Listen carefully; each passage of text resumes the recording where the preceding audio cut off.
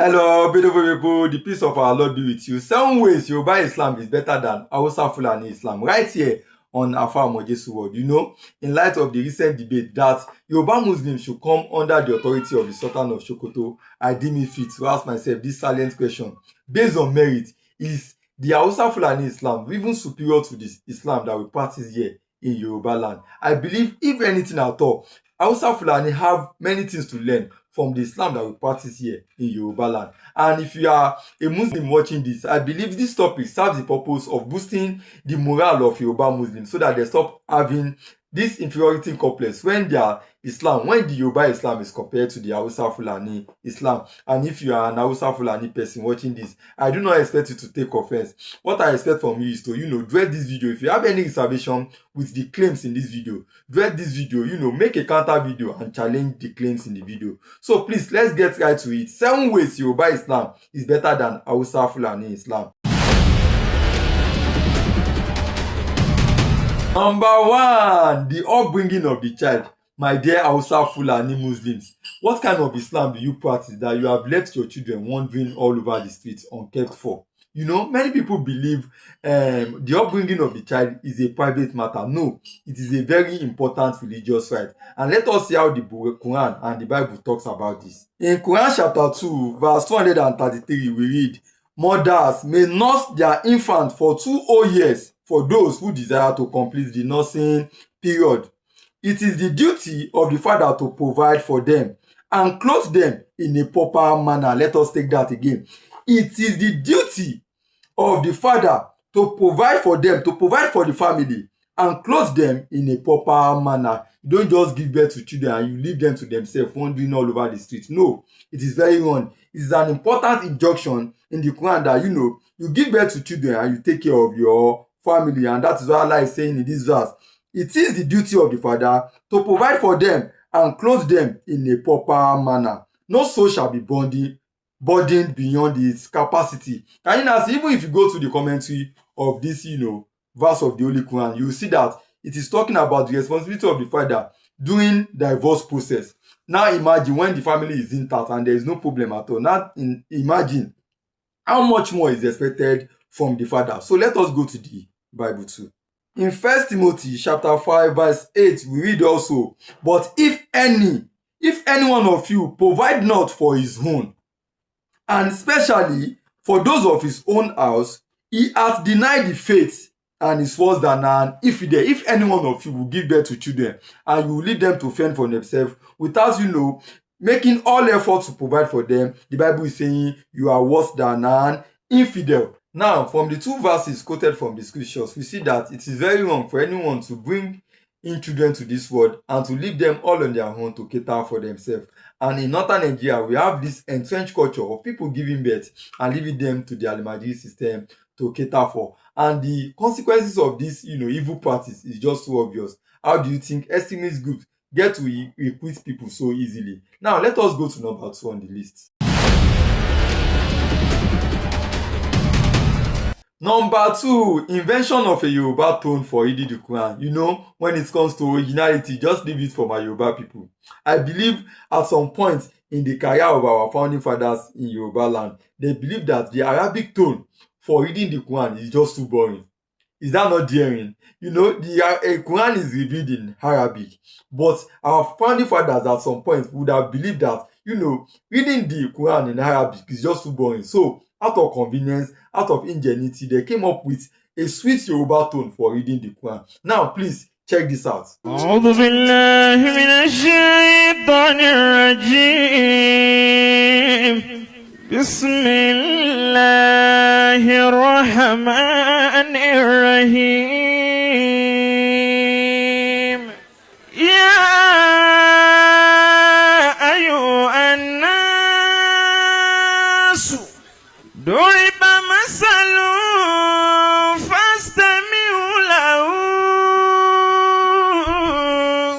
إن الذين تدعون من دون الله لن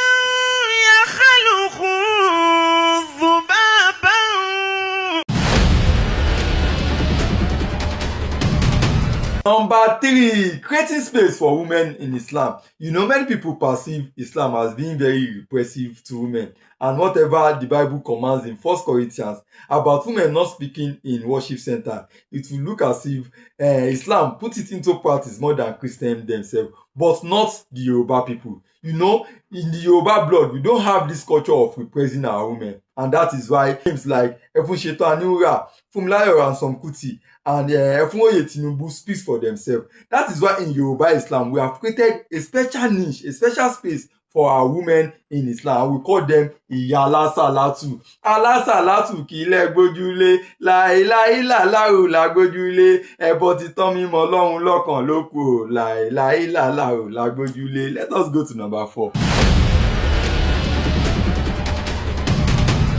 Number 4, glamorizing the religion. You see, petty things count. Growing up as a Muslim, I've asked myself, which kind of religion is this? This Islam is even too dull. If you have special clothes, where do you wear them to? Christians on Sundays, they will wear their fine clothes and they will take it to church and they will have nice time there. And I ask myself, as a Muslim growing up then, if I have nice clothes in my wardrobe, where do I wear it to?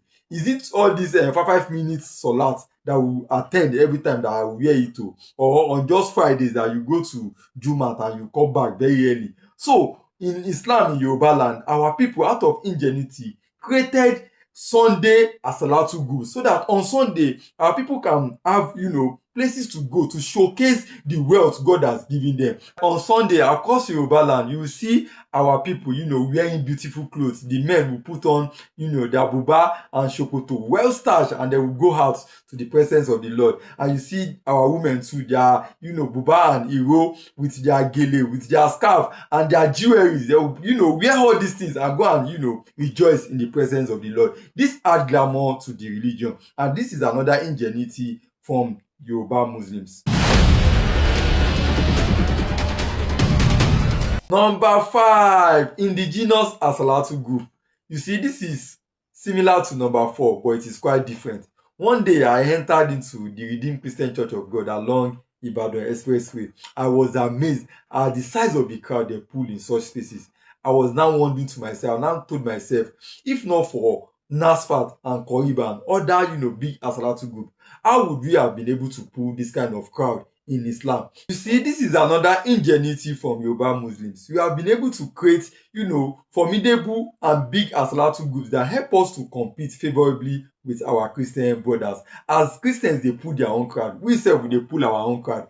As Christians, they build big formidable structures, big amazing structures. We say they build our own. They no fit threaten us. And this is another good one from Yoruba Muslims. Let's go to number 6.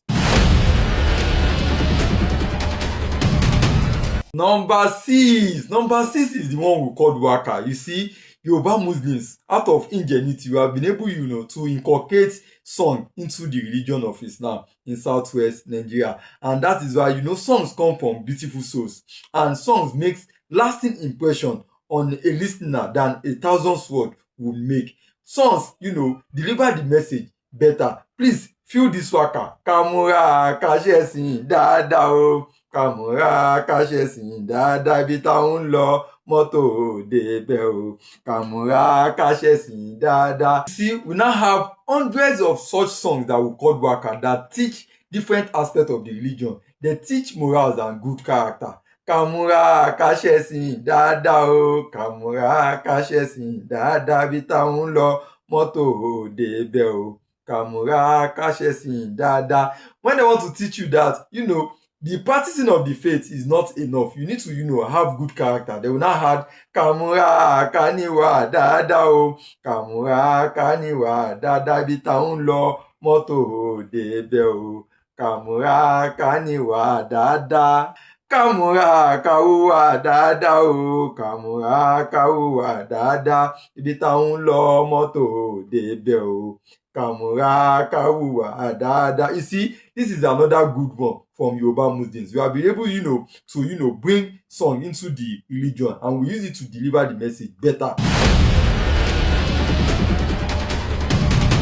Number 7. This is the last one. I saved the best for the last. It is the one I called peace with our neighbors. In Nigeria, it is very obvious that no region, practice Islam so widely and still maintain cordial and peaceful relationship with their neighbor.